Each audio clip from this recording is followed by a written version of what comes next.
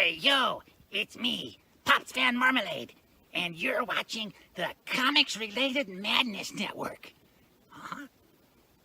So come get some. CromCon. CromCon.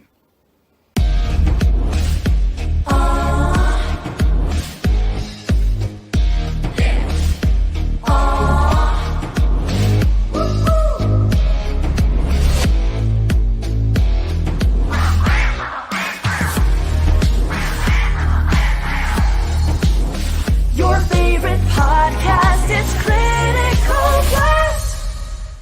Hey, we want to shout out to our sponsors, Daytona Beach Comic Con. If you are a fan of comic books, if you're a fan of comic book conventions, and if you like meeting comic book creators and getting comics and comic-related stuff, then you need to make your plans to attend Daytona Beach Comic Con. This year's show is September 9th and 10th. Silverline will be there, so you should make your plans to be there too. We'll see you there. If you like comics and find yourself in the Orlando, Florida area, doesn't everyone come to Orlando at some point in time to see the House of Mouse? But when you're here, you need to make it a point to visit Coliseum of Comics, especially the one on East Colonial Drive.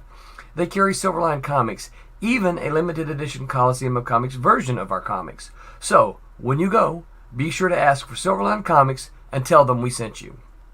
OCD stands for Orlando Collector Deviants. OCD, Steve and Trish. They're a family of geeks who promote geek things, particularly those around the Orlando, Florida area.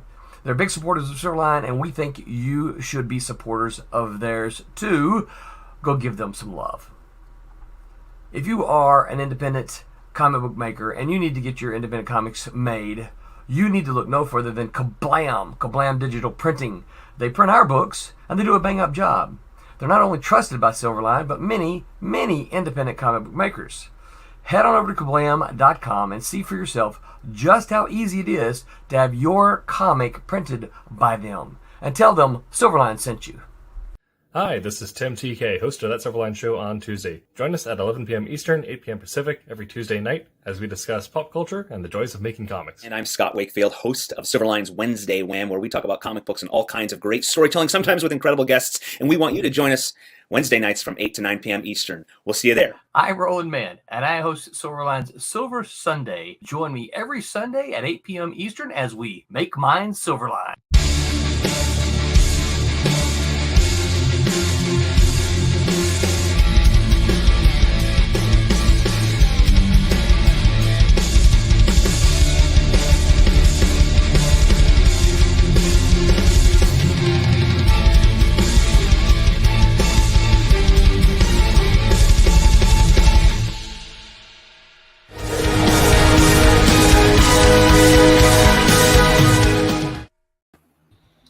Hello, everyone, and welcome to Silverline's Silver Sunday on this August the 20th, 2023.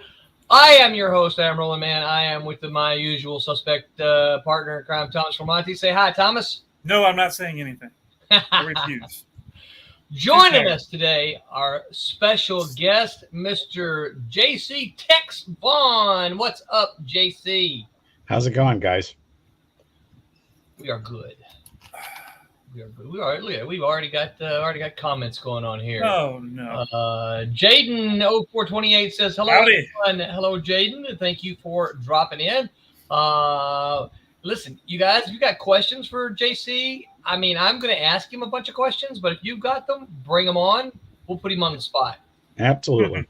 Pops says, hey, yo, what's up, Pops? Mr. Pops. It's Jaden. He says, help us build a Madness Roku platform. Sign up for. That's right, you guys. If you don't know, Silverline is part of the Madness Comic Network. And the Madness Comic Network is getting ready to go to Roku. We just need a little bit of funds to get there. So there is a crowdfunder right there. They're going to have a chip. That's going to be really cool. Very cool. Very cool. You can tune in and find your favorite Silverline creators along with a host of other shows on the Madness Comic Network. So you guys. But mostly us. Mostly us. Yeah. That's really why you're there. Rob Davis says, hey. Mr. What Rob. is up, Rob Davis? How are you? Before we dive into JC's, we're going to show this. We have our campaign going, you guys, and we have 7 days remaining. As you can see, we've got 60 backers. We've got $2,042, which means I can't do the math, which means we 1,500, are 14 and a half. something like that shy that we still need. So I feel good. It always happens the last there's the first rush and the last rush. So so I still feel good about it. Not worried. Someone asked me the other day, "Are you worried?" I'm like, I'm not worried. Silverline fans always get us there, and so we're fine. Would you guys get on over there? Back that campaign. Look, the one thing I will say about this one, there is still a lot of original art left. I'm amazed. You guys have a lot of original art in that campaign. So many. I think I looked at the last time I looked at I tried to put everything on Flickr so that because we couldn't put so much up, right? Because we just had too much art. It would take up the whole Kickstarter page. And I'm going to click Flickr real quick. We have 46 pieces of original art. That's a lot of art. Very impressive, and a lot to choose from. There's some great pages in there. Yeah, there really are. And not, where'd my cursor go? And they're not just from this issue, but I think there's a page from every issue of Cat and Mouse, as well as several pages from the Kalis issue. So Rob Davis says all is good. Glad to hear, Rob. Silverline has the best fans. I agree with you 100%, Rob. Vic says, what's up? Vic must have just woke up. He's usually our first commenter, but he wasn't this time. He's still asleep. You know those kids. Says, drop the link, Roland. It is not in the description. So the link to the Silverline Comics crowdfunder is simply www.silverlinecomicscrowdfunder.com. That will get you right there to that page. So you guys jump on over. Let me get rid of this there. So, but we're here tonight to talk about this guy's crowdfunder. Mm-hmm. Right? He's right here. Right. Man, I can never get these things are always backwards.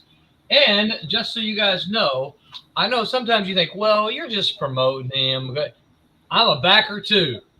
Listen, these are from his previous campaigns, right? He's even got one signed. Look at that. Got the signature right there. It must be from me. It is from you. So I've got Al Capone 1 and 2 here, and see, look, JC's phone is already ringing off the hook. Yeah, no kidding. Right. I appear on the ship. People start calling me. It's been quiet all They're day. texting you questions is what they're doing. Yeah. Let's see. JC, I should have done my due diligence here and got your Kickstarter up. I'm going to do that so that you can tell us about it. Oh, sure. And then we'll talk to you, Al Capone. And then we will talk to you because you and I've known each other for a long time. All right, so yeah, about 105 years as a something like that. I knew Roland was old. Let's present here. Let's share the screen. Let's share this screen. Let's go to Al Capone. And my screens are too big. Here we go. Add. All right. Here we go. JC has 12 days to go. He's got 29 backers. He's got 1,528. Well, you've already made your goal. You've already made your goal. We did. We've actually made the stretch goals are pretty modest on this one. They were made our first stretch goal. We are less than 200, about $200 from the next stretch goal. And do you have them listed on here? Yeah, well, the stretch goals right there at the top is the next one is the Vampire Hunter Dean trading card. Gotcha. And we've already got our character Renfield. Her card is already done, and so we're on our way to that one. We've added a couple of exclusive sets. There's a CGC 9.8 copy of a previous issue that had a Neil Vokes cover, and it's beautiful. I mean, it was very, very Hammer Films-esque, which is Neil's wheelhouse. And it comes with also copies of Al Capone Vampire #1 and #2, as well as a copy of #3. And there's also a mini print and all sorts of great stuff like that. We also just added the cover C, the original art for the homage, and right there for that one, which is a great Frank Thorne cover that he did for Fright #1 for Atlas Seaboard, which featured Son of Dracula, and came out in 1975, like the rest of the Atlas Seaboard comics. And I'm pretty sure that's the one that I backed. That is running about 2-to-1 the totals of covers A and C. Oh wow! Now, which doesn't mean the others haven't found some favorites with some people. Of course, And sometimes though, you have one that just kind of strikes a chord with your fans, right? Yeah, absolutely. I mean, I've been blessed a number of times to have like a Billy Tucci cover, and guess what? Big surprise, right? Billy's covers just fly. When we did the original, and also on the trade paperback of the original series, Mark Wheatley did the first cover, and a lot of people went nuts for that. There was a variant cover on that ended up being fairly rare based on the orders of that way back when. But yeah, there's always one. There's also, you'll get surprised. Like, truthfully, I know that the cover C there is really cool. Yeah. I wouldn't have picked it if I didn't think it was cool, right? Of course. But at the same time, I am surprised that many people went for that. And it just sort of tells you that, Bronze Age comics really have a place in people's hearts. They really do. They really do. And I'm going to tell you something, JC, is there a bigger image of it here? There isn't. Okay. I'm going to tell you something I really like about this. And let's see. Can I open image in the new tab? Okay. Well, I got to share it. It didn't go to the new tab, did it? So let me. Tommy already knows what I'm going to say, don't you, Tommy? Yes. No, I don't know. Yeah. So, well, come on, scroll in. There we go. There we go. So, I really love the text on the page. I got to tell you, I when I asked the guys to do this cover, they reworded that on their own. Really? And that is lettered on the artwork, old style. Oh, no way. Yeah. Now the logo and trade dress are not. Okay. But those pieces, those bits are on there. Brian and Brendan Frame do great lettering. They lettered. The first thing we ever really collaborated on for any length of time was my comic strip Antiques, and they hand lettered the whole series. Wow. Yeah, it was a very, very nice job. But they're fans of that era and earlier, and it really shows up. And I'm a big Atlas Seaboard fan, so there's I probably drive some people nuts with that. I spend a disproportionate amount of time researching and studying, and Jason Goodman, who's the grandson of Martin Goodman, the founder of Marvel, and the founder of Atlas. Jason's a friend of mine. And very cool. And I'll periodically just call and ask him stuff, and some of it he'll have to call Jeff Roven, who was the original editor for Atlas, and some of it he knows right off. And becoming an expert over the years, some of the stuff I know, and I'm helping out with that information. So it just seemed like a really great opportunity. And I have a very good friend who is an art collector named Nick Katratis, who has the original of the Frank Thorne cover. Really? Yeah. And that's pretty cool. Yeah, it absolutely is.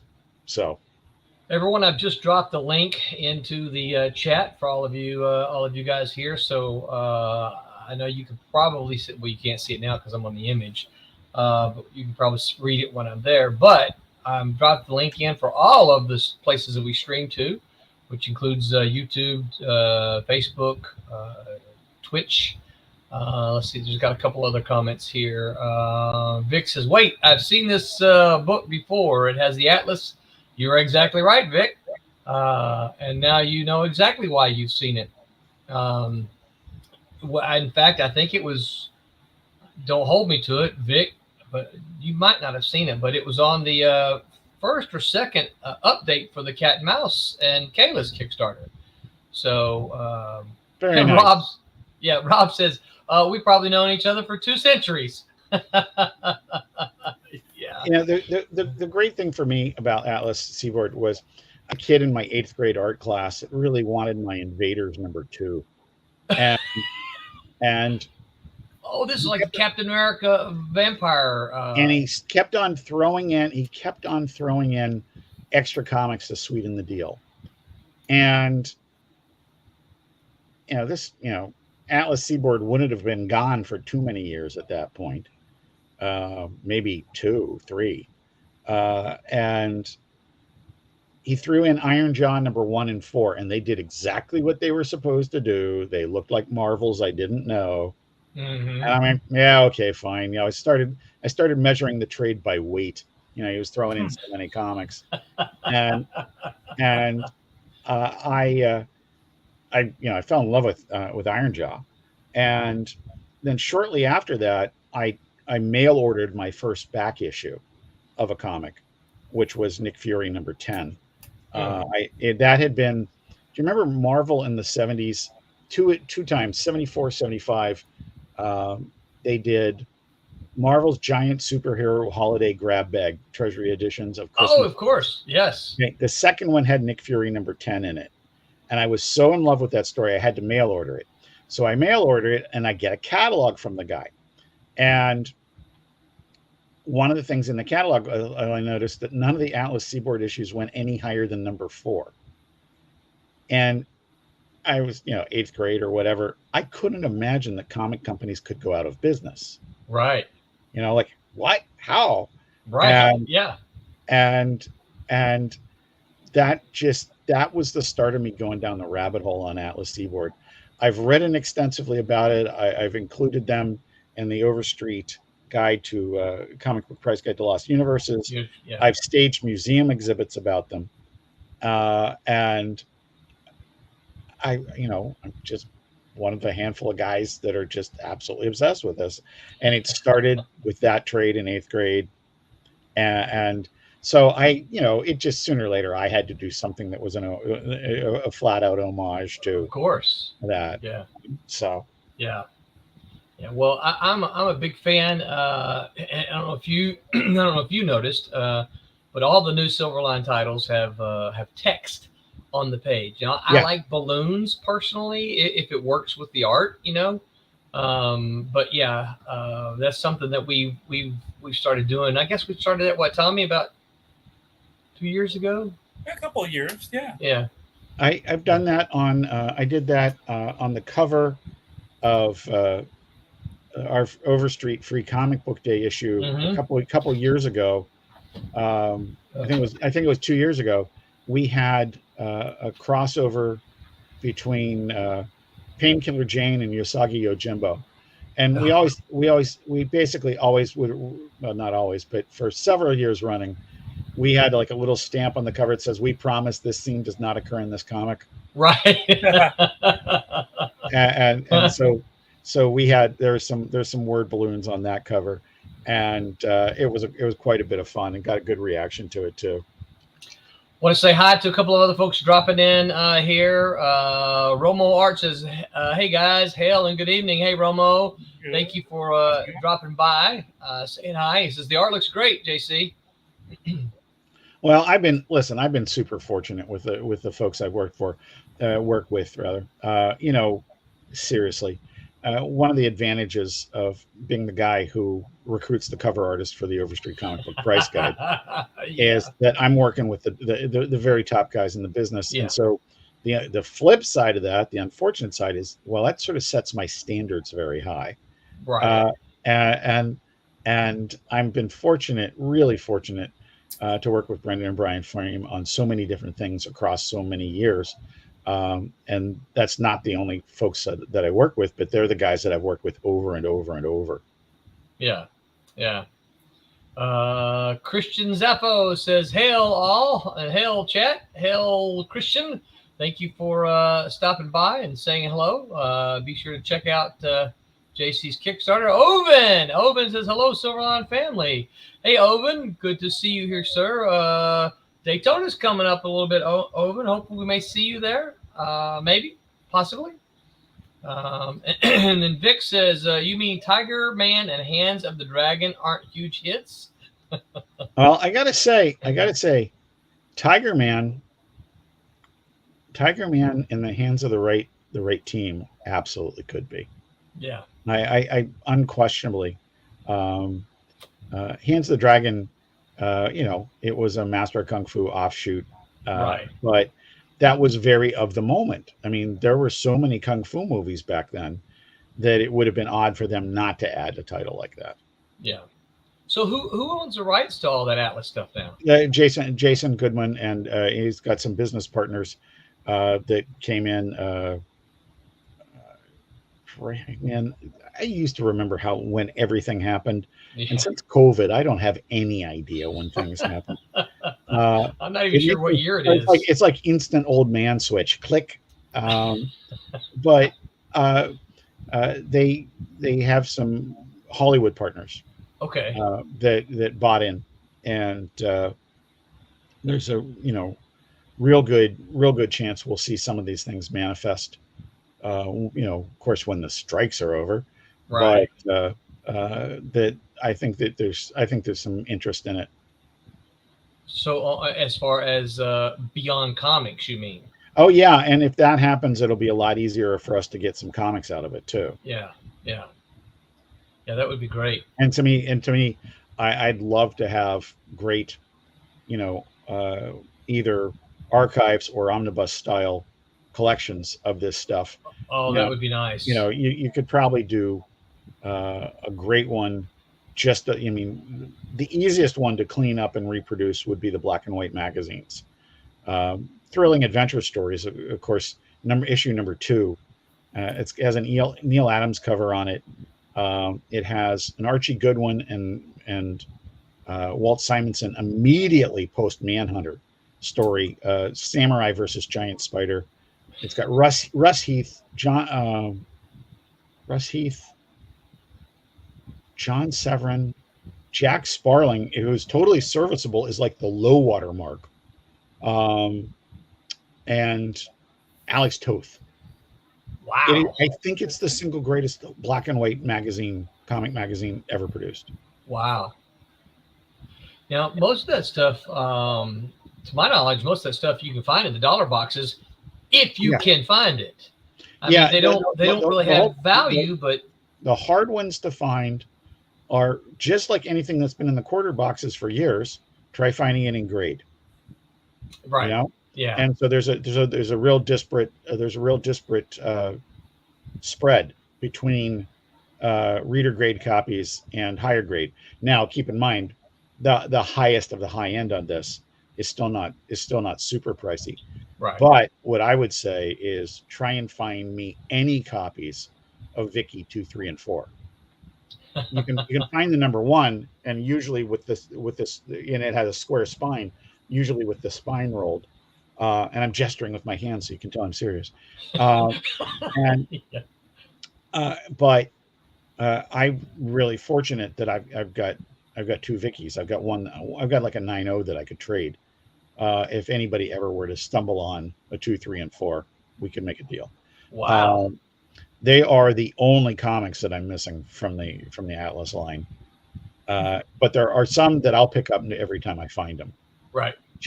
Scorpion 1 and 2 by Howard Chaykin. Of course, yeah, Howard Chaykin, yeah. And the great part in number 2 is you can see his studio mates contributing, like Mhm. backgrounds and stuff like that. Walter Simonson and Bernie Wrightson, and you can tell it on some of the pages. It's quite distinct. Yeah. Vic says Universal owns movie rights, I think. No, that's incorrect. The closest studio that is tied to it presently is Paramount, Okay. but Interesting. Paramount is not the people that own it. There's a producer that actually owns the movie rights, an independent producer who's affiliated with Paramount but is not owned by Paramount. Gotcha. He then says, just give me an Iron Jaw trade because Pablo Marcos did beautiful work on it. Oh my gosh, yes. And he says, I only need Iron issue 1 because everyone loves that cover, and I think it was Neil Adams. Uh-oh. JC's about to pull it out. Lee Weeks draw Iron Jaw for the cover of Lost Universes #1. Nice. So the geek thing for me was getting to commission a Iron Jaw cover. Yeah. Yeah. And it generally, I mean, seriously, those were so great. When we did the museum exhibit, we had some of the covers. Nice. And nice. You know what? I've never been super serious about. I pick them up whenever I see them usually. Yeah. And so I need to do that. I need to become I need to bring out the collector geek in me again. I need to get a list. So yeah, I'll email you for a list. This is me patting myself on the back. Lost Universes first edition has a visual checklist to all the Okay, cool. And so long after the prices in that book are useless, it's still going to be great for that. For a checklist, yeah. And also we get to delve into a little bit about what Rich Buckler did when Atlas went under. He turns around and sells Dominic Fortune to Marvel, which is basically the same character, right? And I mean, to the point he's dressed the same. But there's some great fun with that, and of course Rick Buckler. I mean, as much as Howard Chaykin did that, Rick Buckler did it with Demon Hunter. One of them was Devil Slayer, one was Demon Hunter, and then he moves it to Galaxia, his own publication, does the same character a third time. Right. But it's all great stuff. It really is. You know, he's one of those, I think, is one of the most underrated, one of the most underrated artists. I don't know that I've ever seen him on a top any list of artists, but if you look back over his body of work, he did an incredible amount of really, really good classic covers. Yeah, you know what? What's funny? Vic has a comment in there that we should do an Atlas episode and stop distracting from selling Al Capone. Now, here's the funny part. You would think that since Al Capone is mine, I might shut up about Atlas and start talking about Al Capone Vampire. The truth is, people would love me to shut up about Atlas. I rarely stop. But Vic, I do appreciate the comment, and I'm glad to talk about Al Capone too, of course, because it is very near and dear to me. Well, we do have another question here. Kasisi Harris, what's up, Kasisi? By the way, for those of you following Kasisi, I'll let him give the news to you, but Kasisi will be joining our Tuesday team of streamers this week. So you guys tune in and see what Kasisi has to say. But he has a question for JC. He says, I'm interested to hear this from several people, so I'll likely ask this in multiple streams. However, if you could recommend a single comic issue for someone to study, what would it be? 1980s collection of Manhunter by Archie Goodwin and Walt Simonson that DC put out. How long was that? Unquestionably, and I didn't even need that question to be able to answer that question. Yeah. No hesitation. Yeah, I'm a huge fan of Walt Simonson. I can't. Go ahead. And I've bought Manhunter in every iteration that's come out, whether it's the artist edition, the deluxe hardcover reprint that had the expanded story in it, the anniversary of that, blah blah blah blah blah. It's just like Rocketeer. Whenever it comes out, I buy it. Yeah. Oh yeah. Yeah. Yeah. Vic, like I don't know these things. Cassisi says thanks. You're absolutely welcome, Cassisi. Vic says roll over the Wednesday show they got planned is going to be great. Vic, I already know. You think I don't know these things, dude? And then Rob says those issues of Manhunter have been collected. I have it in my collection, I think. So yeah. So I'm gonna backtrack a little bit. I know that Cassisi asked a good question. So tell us briefly how you got into comics. Let's start with comics, and then we'll move into the writing part of it. Sure. I would go to a barbershop and a shoe store that happened to be in the same building, and both of them had some comics I didn't see regularly. And that would include Solar and Magnus and Turok, which at the time were Gold Key. Right. And I sort of felt some affinity for them. I didn't read a lot of comics until I got allergies. Comics were car trip things. Yeah. And they weren't alien to me at all. But I was not. I had not had the bug yet. And we lived in front of a woods in New Jersey, so my allergies were rather robust when I got them. And my brother brought me some comics that included Captain America 188, and which is not a particularly great issue of Captain America in hindsight, but it was good enough for me. I was hooked. And then a short while later, while my mom was shopping, I went next door to the grocery shopping. I went next door to the newsstand, and they had a Planet of the Apes magazine. And I was a Planet of the Apes guy before I was a comic book guy. Mm. And so that was the kerosene on the fire for me in comics. And I shortly, a couple of years later, moved back to Pittsburgh, where I grew up. Discovered Ides Comics, which is still in business. It used to sit where PNC Park now stands at 11 Federal Street. Now it's down Penn Avenue, and the idea that there was all these comics in one place blew my mind. Yeah. And you know, whether we were actually a safer society or we just didn't know any better, as long as I was with a friend, my mom would let me hop the streetcar or the bus to go downtown Pittsburgh. Wow. And I was about 12 years old, 13. And as long as I was home by when I said I'd be home, and we were fine. Right. And I would do that. And, you know, it was a cornucopia of discovery. And it just went from there. I met my best friend because of comics. Yeah, it's just how it goes. Just was sort of in, you know. Yeah. And I pretty much knew I wanted to write. I started coming up with ideas. It's funny. I one time years later, I hired Jim Shooter to write an 8-pager Starbucks story for when we were publishing Battlestar Galactica. And I told Jim the story of him rejecting one of my stories. And he said, "This isn't all so you could reject my story, is it?" Which was like, really hysterical.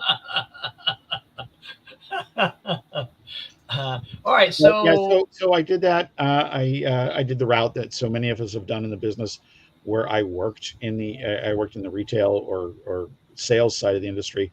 I worked at Lone Star Comics in their mail order department down in Texas when I was first in college, and did that on the weekends. And then Buddy Saunders sold his mail order business to Chuck Rosansky. So you weren't going to move a bunch of minimum wage cats from Texas to Colorado. And so I suddenly was out of the industry again. And I kept collecting, and there was various things that came along that fueled the fire.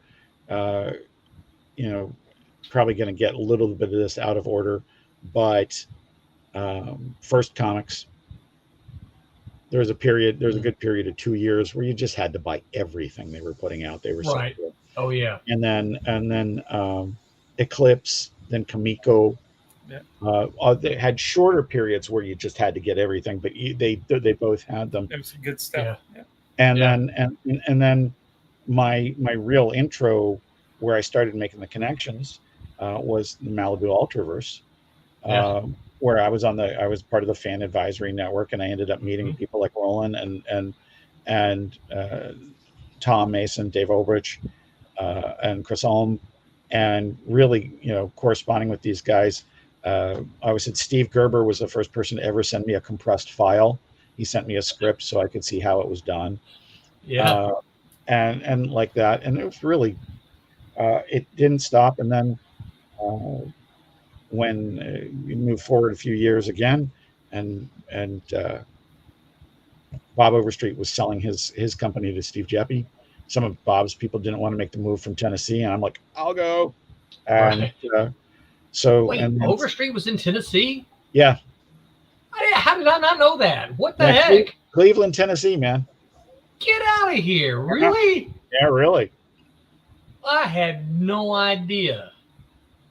And then, so 1995, I end up at Gemstone Publishing, and now 109 years later, I'm the president. Yeah. Wow. Since 95, huh? Yeah. It's seriously, I mean, it's an incredible tenure for anybody in like most jobs, but in comics, it's like, isn't that like 107 years in comic book years? Right. Comic book years. Yeah. Yeah. Wow. That's pretty wild. Tennessee. I had no idea that's the case. So, so you've been there. You know what? I think, and correct me if I'm wrong, did you write a letter to Cat and Mouse in the first for the first volume? No, I've been thinking about when I first saw that stuff, and I know I saw it back then, but I don't think I did. Okay. I had a great comic shop that some of the people are still in the business. The shop itself isn't there. It was called Heroes in the Fort Worth area, and they were the one. It was a small chain. They were the ones that turned me from like the $50 a month guy to the $250 a month guy, and they would just give me stuff because they knew if I liked it. You're going to be fine. Wasn't Paper Heroes by any chance, was it? No. Oh, it was just called Heroes. And Ron Killingsworth, who was the owner, is one of the owners of the Collected chain in the Dallas-Fort Worth area now. Okay. All right. Yeah. Cool. Yeah, and it was. I spent so much time at that shop that one day, Ronnie worked at their big store in Fort Worth. I had the store in my hometown of Hearst, Texas, and Ronnie came into the store and said, "Hey Jeff, glad to see you here. I got a question for you." I'm like, "Hey Ronnie, sure, what's up?" He goes, "Those flyers we send out with the calendar for the month and all the appearances and things we got going on?" I'm like, "Yeah, sure." He goes, "Why do I mail yours to this store?" And I said, "Because I'm here more than I'm home." And I said, "Don't I spend enough money?" And he goes, "Yeah, okay." Tommy, what was the name of that store that we did? Remember we did a little tour in Texas at a chain. It wasn't a big chain. I was thinking it was called Paper Heroes. I was thinking. You remember John Christian? Yeah, but that wasn't Texas. That was. It was one of the shops was in Louisiana. Well, one of the stores was in Louisiana, but then we drove with him over into Texas. Yeah. Oh yeah. Yeah. The best chain in that era in terms of numbers was easily Lone Star. I think they probably had upwards of 8 stores. Yeah. And of course they exist today as mycomicshop.com, which is I didn't know that. Yeah, that's them. Okay. And what's really great on my side, Buddy Saunders, my first employer in the business, right? Right. Buddy advertised in the second printing of Price Guide #1, and he's our back cover advertiser to this day. Wow. Yeah, that's pretty cool. Yeah, and it is. It's truly awesome. So, Gemstone Publishing. Yeah. How do you make the move from, or what facilitates it for you so that you can make that move from working that job to writing some comics? What was the first comic you wrote? I think the great thing about it is that they're not mutually exclusive. They both depend on an insane love of comics, and so I knew I wanted to do some stuff, and I had started creating things in high school, new properties, horror anthology that I've done a few issues of called Bedtime Stories for Impressionable Children. I started writing that as a screenplay junior or senior year of high school. I actually have one friend who actually really remembers it from back then. Wow. And I had another one, a private detective thing, McCandless and Company, was probably second year of college. So there's just stuff built up, lots of ideas. And then the copy that I own, is that it? You kickstarted it. No, that's much more recent, that version. Okay. The first one was probably in the 90s, or we're like 99, 2000, somewhere in there. Okay. But there's a bunch of these that came about. I did Zombie Proof, which was about a locksmith who fights zombies. And so the next, and it was set in Texas.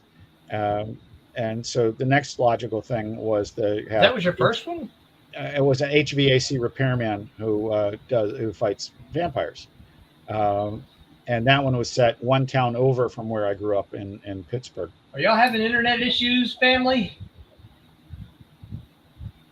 Yeah, Roland, I noticed that you're a little fuzzy, like lower bandwidth or something there. But so there's a town, I'm from a town called Mount Lebanon. The next town over is Dormont, and I created this guy that fought vampires that were basically taking over one of my favorite neighborhood childhood movie theaters. Back before the days of megaplexes. And so I just thought, and I drove by the place, and it had been subdivided into 4 screens, which was a travesty. This was a grand old movie theater with one of the older big ones. Yeah. Yeah, with a balcony. It had a stage. It had an organ. Wow. It was probably a beautiful place. Like circa 1928, 1942. And sorry, 1938, 1922. Let me try this again. 1928, 1932. Yes, that's it. Somewhere in that range. And it was called the South Hills Theater. In my story, it's called the Grand. And the whole thing about it, Thomas, was that I love this place. It's where I saw Young Frankenstein. I mean, it just one of those great places. And it was torn down the week after our first issue of Vampire PA came out. Oh no. And I was so glad that it lives on in my imagination in that universe. And because it's something we can't recreate in this era. And it was so, I guess we needed another CVS. Oh, is that what they built? Oh, yeah. In the spot? Yeah. We had I grew up in New Orleans, and we had a theater back when the Star Wars movie, the episode, first episode, but 4, right? Yes. And it Or was as we called it, Star Wars. Star Wars, right? And it was an old theater like that. It was my mom.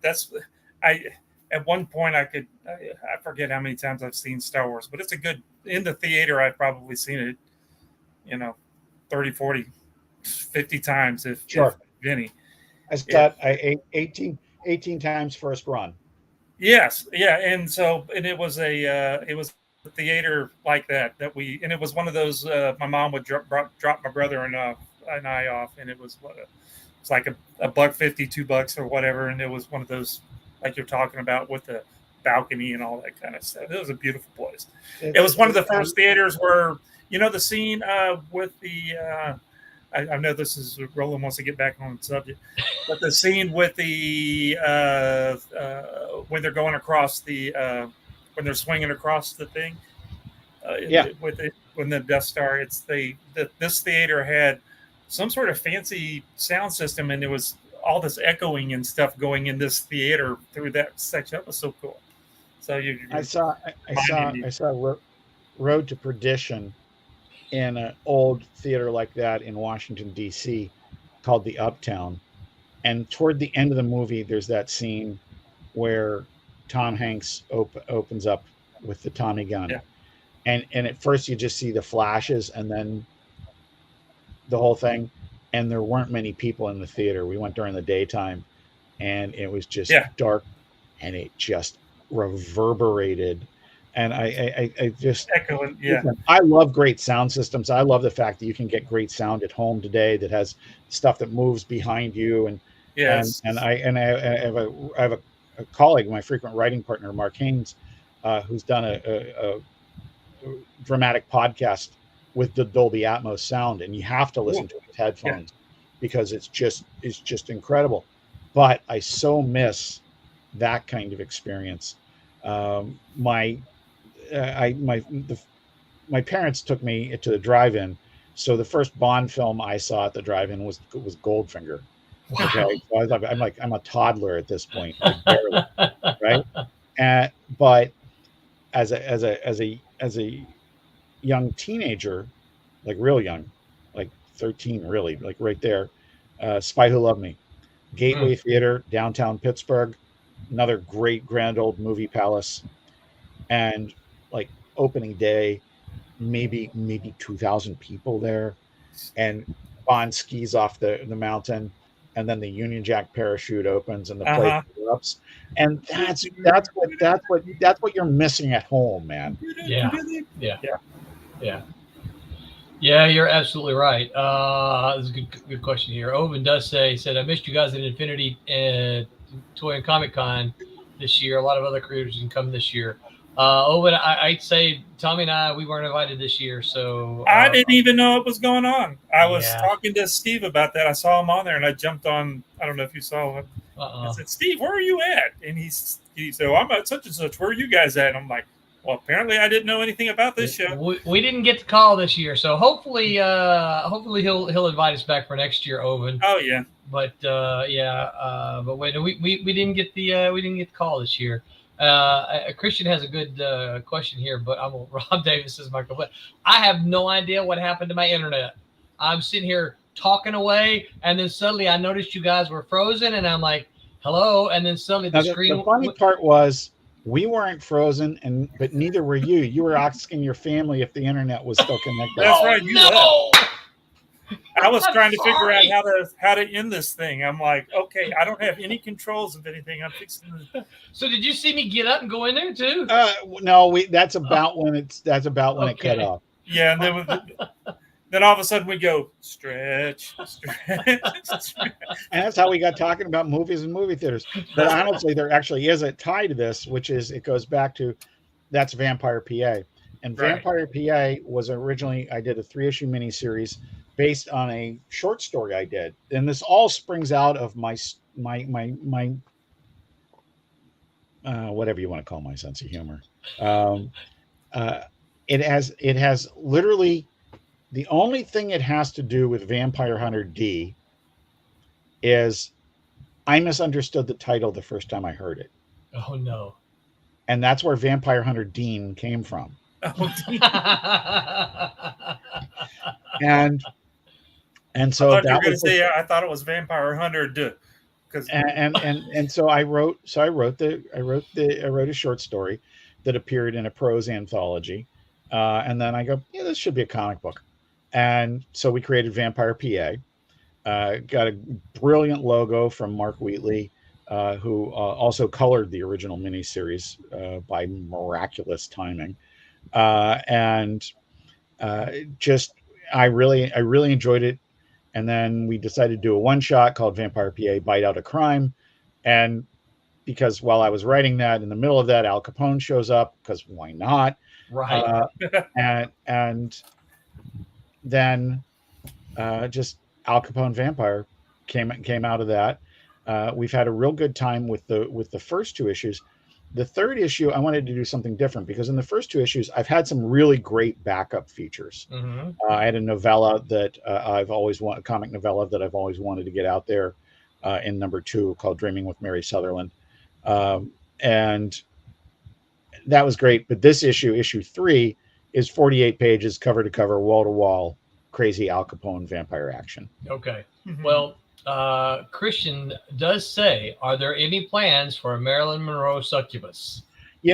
I think that is probably a really great idea, and I would urge him to run with it. I think that I will as soon as you write it. Yeah. I will back it. Romo says he's got to get going here. Thanks for stopping by, Romo. We appreciate it. Have a good night as well. So I wanted, there's one that I enjoyed that I was going to ask you about. I enjoyed it all, but there was one of your backups that I'm like, I really like this. I wonder if he's got more plans for this. And it was the PD. Hold on, I'm going to find it here. That's all right. We'll just talk amongst ourselves. Dun dun dun dun dun dun dun dun dun. This one here was particularly fun. SFPD. Yes, man, I've wanted to do more of that since I started.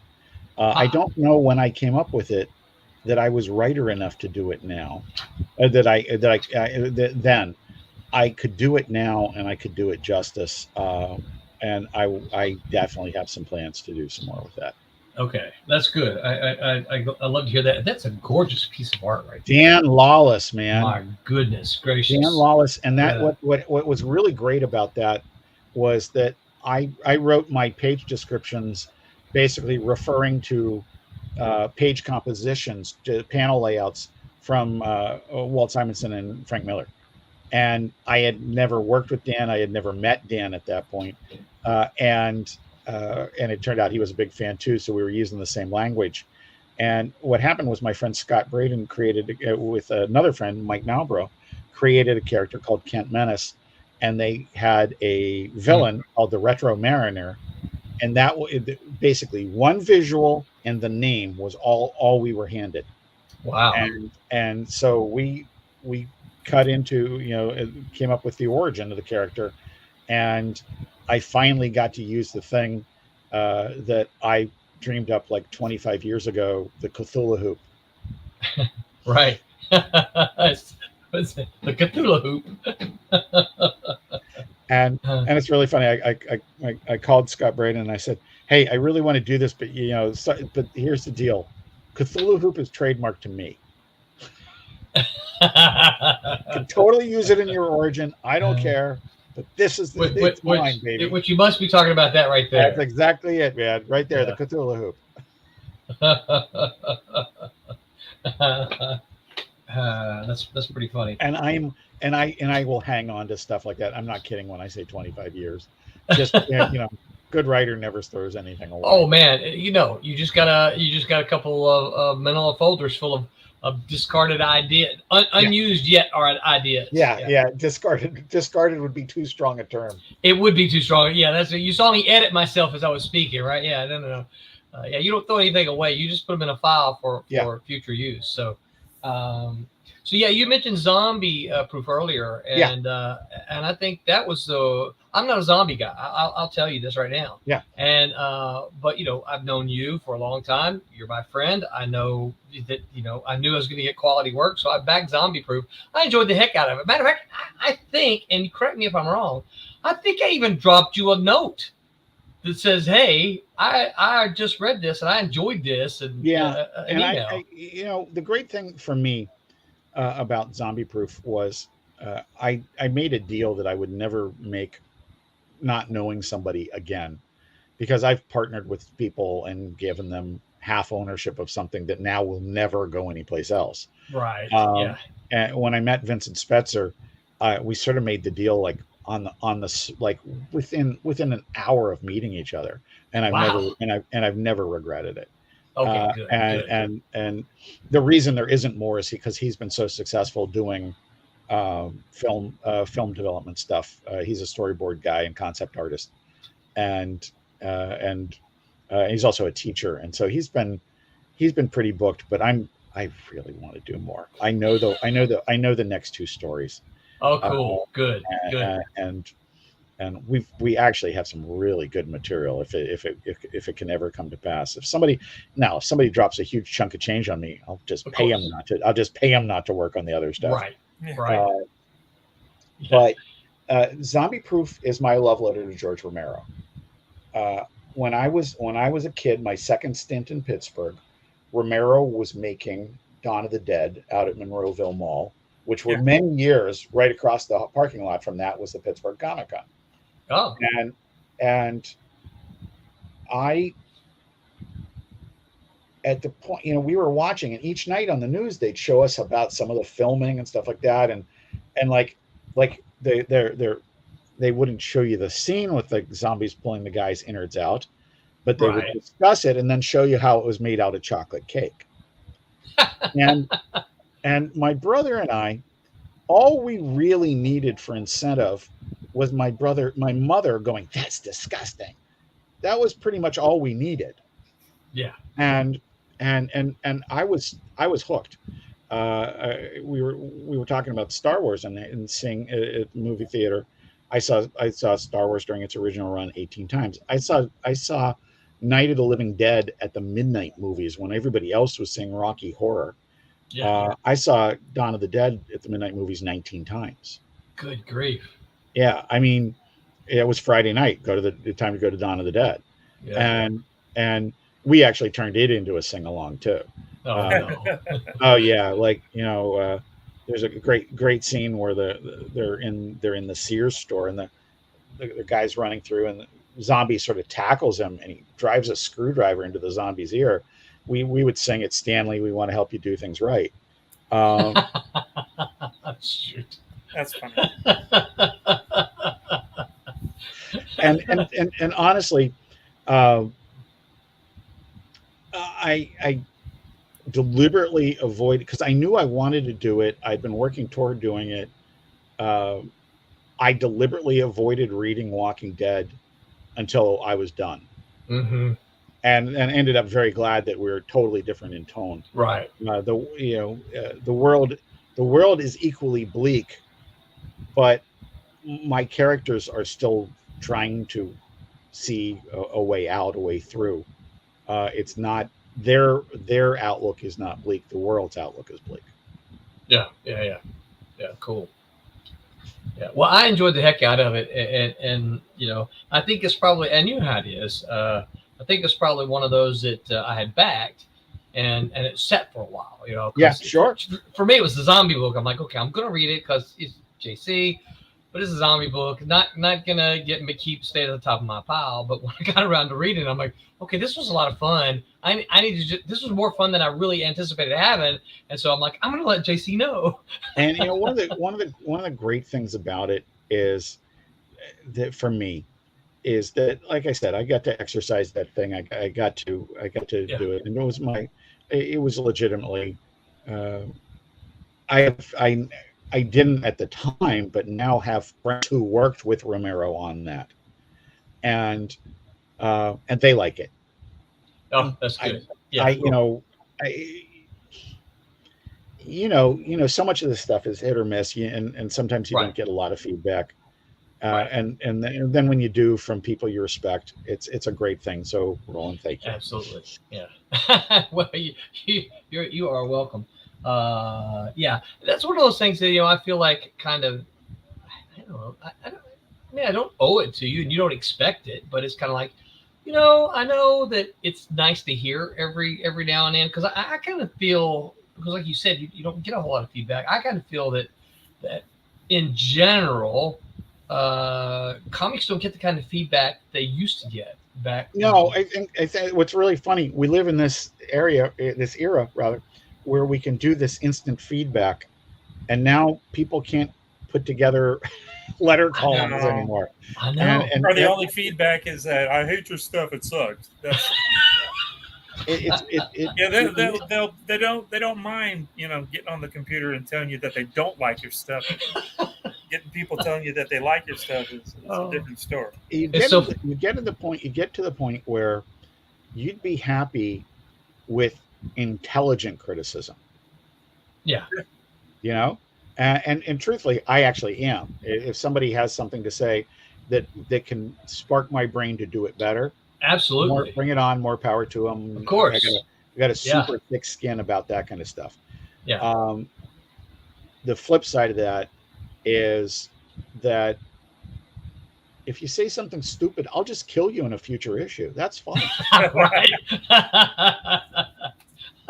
Why not? Good luck proving it was you. Right. Well, Tommy's famous for putting all his friends in his comics as well. Oh yeah. Roland, do you know Gene Gonzalez? Gene Gonzalez. Can't say that I do. Gene's done a lot of licensing artwork and a lot of textbook work, and not a ton of comic stuff. If you've got McCandless and Company crime scenes, he's got 2 stories in there. Okay. And he also did the whole story for McCandless and Company Insecurities, and beautiful line, just incredible. But one day, Gene calls me and goes, "Hey, am I your friend?" I go, "We've been friends for years." And he goes, "Well, how come you haven't killed me in one of your comics?" Oh, I asked Tommy the same thing. And I go, and I was sort of on the spot, right? But I was writing the second Zombie Zoo, and I go, "How do you feel about being mauled to death by a pack of zombie chihuahuas?" And and first thing he says is, "It can't be one of the save the platoon kind of things. It's got to be pointless." And so then I threw out the zombie chihuahuas line. And if you look at Zombie Proof Zombie Zoo, the scene where he's being chased by the zombie, he sent me reference photos of him running afraid. Oh, that's funny. So you can get it right. That's funny. Yeah. Well, as we wind down here, give us kind of your best Al Capone vampire spiel. What is it? Sure. It is one of the most accurately named comics in existence. It's Al Capone. He's back. He's a vampire. He's decided to take over Chicago again, and by this point, he sort of has. And the question is, who or what can stop him? Okay. And so nice. in this issue, we let you know, and there is an answer. And it's pretty, and it's a lot of fun. It is sheer violence and mayhem and craziness, and it is entertaining. And I think there's also some meat on it now. And if anybody is intrigued by that, this campaign, you can also get numbers 1 and 2. Well, I was about to ask that. So 3 is the final issue, right? Yeah, 3 is the final issue of this story. Right. Yeah. Yeah. So the final issue of the arc, but then they can also get issues 1 and 2 as well. Yeah, they can also get issues 1 and 2, and also the Vampire PA portions that precede this are available in the add-ons. Okay, cool. Well, I have 1 and 2, and I have read them both, and I have enjoyed them very much, and so I'm very much looking forward to number 3. I can't wait. I can't wait for people to read this. I was eager for them to read number 1 and number 2, just like you are when you create anything. Mm-hmm. You're eager for it to get out there because, let's face it, a lot of the stuff we do, you have to get out there because you just got to get it out of your head. Yes, know? absolutely. But this one, I'm so excited about it. The guys did such great work that I can't wait for people to see this. Yeah, excellent. So so here it is, guys. Here's the it's just kickstarter.com/project/JC Vaughn Al Capone Vampire 1 through 3. You could just you could find it like I did. I just went to Kickstarter and typed in Al Capone, boom, and it comes right up. So you guys get over there and back this independent comic book made by an awesome dude, JC Vaughn, who's a friend of Silverline. So that if you don't know who he is, that in and of itself is all you need to know. JC is a friend of Silverline, so go support him and help him reach the next stretch goal. JC, if you've ever seen any of our shows, you know we like to end. I'm going to ask you if you would have you seen the ends? Let me see if I can pull one up. Have you seen the ends of our shows at all? The very end. I have. So so what I would like to ask you to do, and you can decline if you don't want to. I'm going to make me and Tommy get off the screen, and I'm going to put you big on the screen, and just take a second, say, "Hi, I'm JC Vaughn. Make mine Silverline." Absolutely. And then I will use it if you're willing. I'll use it on future. Absolutely, okay. Absolutely, man. As you know, I have enthusiastically backed many of your campaigns. Yes, you have. And I would not do that just out of habit. I do that because I enjoy the effort that you guys put forth. Well, we appreciate that, very much. And of course, you've known me long enough to know that I just want comic books to be fun, and that's what we try to do here. So, so I thank you very much for that. I wasn't going to say that, but yes, absolutely, you have been a supporter of ours for since the first Cat and Mouse Kickstarter launch. I think since you brought it back, I think so. Yeah, and while I would have to check the records to be sure, you probably got a close to 1,000 batting average. Was Cat and Mouse 1 the first book? It was, yeah. Oh, then yes, then absolutely. Since that. All right, well, very cool. Well, yes, we absolutely appreciate you, sir. Before we do that, let me hit up. Because Vic's gonna hang on, Tommy. I know you guys. Vic's gonna want me to say this right here. So I don't see anything on the calendar. I do. So I'm not sure what's coming up on Tuesday, but I do know that Cassisi, if he's still around, Cassisi's going to be joining the Tuesday night gang. It'll be Cassisi's show. The Wednesday, those guys are going to be doing a portfolio review of Vic, who has been leaving comments here. So, guys, I do want to answer. There's a question from Vic. Okay. That I want to answer. And says, will there be a way to order it after the campaign because I'm broke with a capital BROKE? Yeah, always broke. Dude, I have totally been there. In this economy, you got to understand a lot of people are there. Yes. And if they just put the gas in my car, they're probably broke. But here's what I want to say. I will let there is an Indiegogo campaign running parallel to this. Okay. All right. And it will go on in demand while the book is being printed. It will drop out a couple options. I print pretty close to the vest on this. Yeah. I don't have a ton of extras. As long as I'm within my numbers, I'll let that campaign go in demand for a while. And the next campaign will be a little ways off, but we will probably make this available in some format or another. I'm not going to do a lot of, like I said, I'm not going to do a lot of extras because one of the things we'll do down the road is a trade paperback collecting these 3 issues plus Vampire PA Bite Out of Crime, which was not in the original trade paperback and is the first vampire appearance of Al Capone. By the way, in the campaign, those are original printings. They've got I big surprise. It was a Billy Tucci cover. I printed extras. Right. Yeah. Gee, why?